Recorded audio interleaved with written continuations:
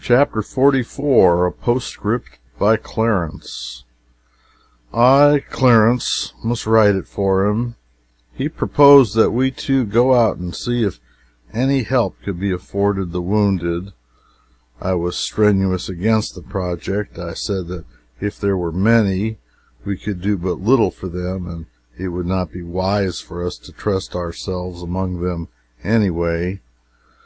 But he could seldom be turned from a purpose once formed, so we shut off the electric current from the fences, took an escort along, climbed over the enclosing ramparts of dead knights, and moved out upon the field.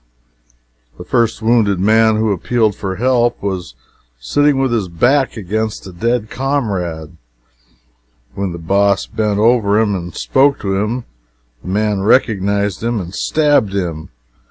That knight was Sir Meligrance, as I found out by tearing off his helmet. He will not ask for help any more. We carried the boss to the cave and gave his wound, which was not very serious, the best care we could. In this service we had the help of Merlin, though we did not know it. He was disguised as a woman, and appeared to be a simple old peasant goodwife.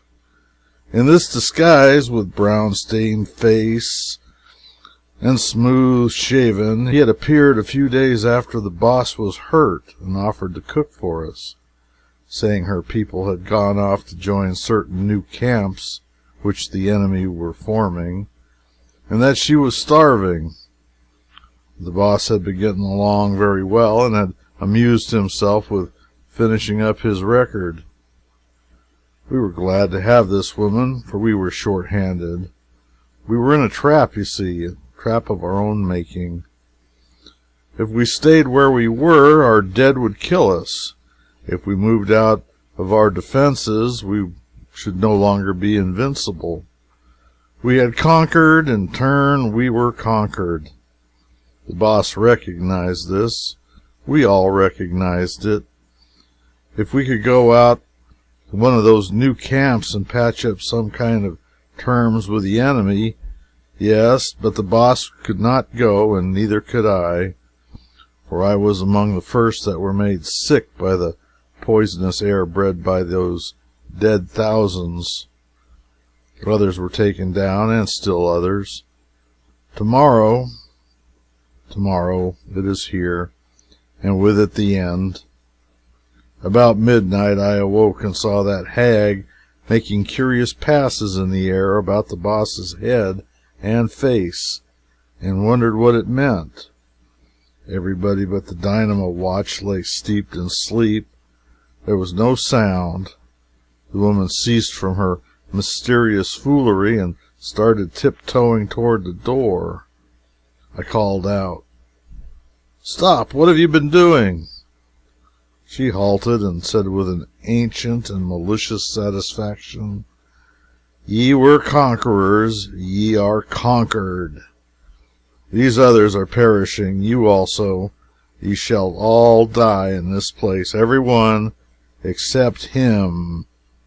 He sleepeth now, and shall sleep 13 centuries. I am Merlin." And then such a delirium of silly laughter overtook him that he reeled about like a drunken man, and presently fetched up against one of our wires.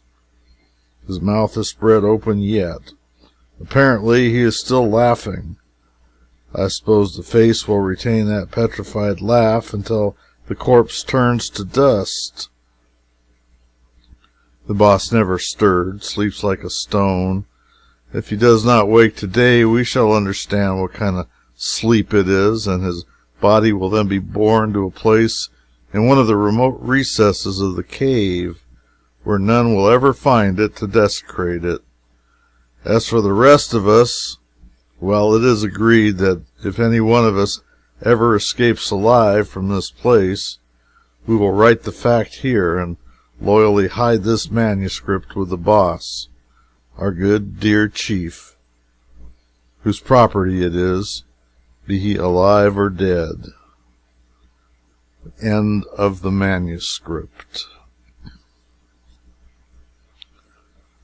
Final Postscript by Mark Twain.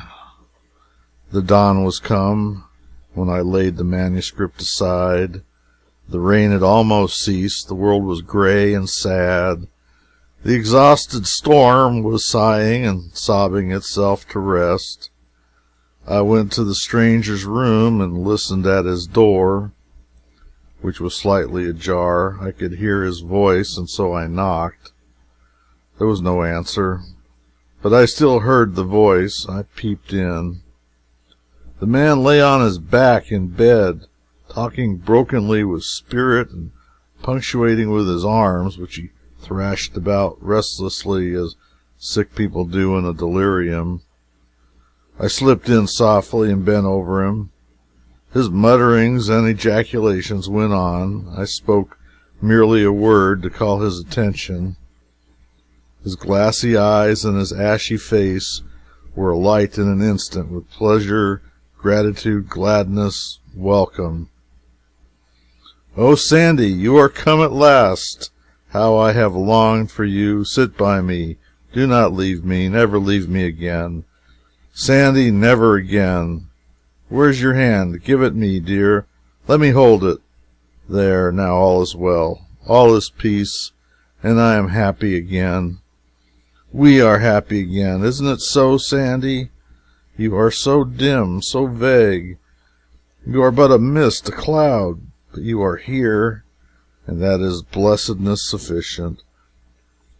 And I have your hand. Don't take it away. It is only for a little while. I shall not require it long.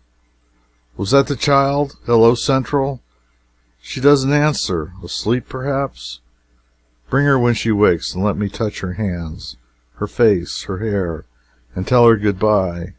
Sandy." "Yes, you are there. I lost myself a moment, and I thought you were gone. Have I been sick long? It must be so. It seems months to me, and such dreams, such strange and awful dreams, Sandy, dreams that were as real as reality. Delirium, of course, but so real. Why, I thought the king was dead. I thought you were in Gaul and couldn't get home. I thought there was a revolution. In the fantastic frenzy of these dreams, I thought that Clarence and I and a handful of my cadets fought and exterminated the whole chivalry of England. But even that was not the strangest. I seemed to be a creature out of a remote, unborn age, centuries hence, and even that was as real as the rest. Yes, I seemed to have flown back out of that age and into this of ours, and then forward to it again, and was set down, a stranger and forlorn in this strange England, with an abyss of 13 centuries yawning between me and you, between me and my home and my friends, between me and all that is dear to me, and all that could make life worth living. It was awful, awfuler than you can ever imagine, Sandy. Oh, watch by me, Sandy. Stay by me every moment. Don't let me go out of my mind again. Death is nothing. Let it come. But not with those dreams, not with the torture of those hideous dreams. I cannot endure that again. Sandy?" He lay muttering incoherently some little time, and then for a time he lay silent and apparently sinking away toward death. Presently his fingers began to pick busily at the coverlet, and by that sign I knew that his end was at hand. With the first suggestion of the death rattle in his throat, he started up slightly and seemed to listen. Then he said, "A bugle? It is the king. The drawbridge there. Man the battlements. Turn out the—" He was getting up his last effect, but he never finished it.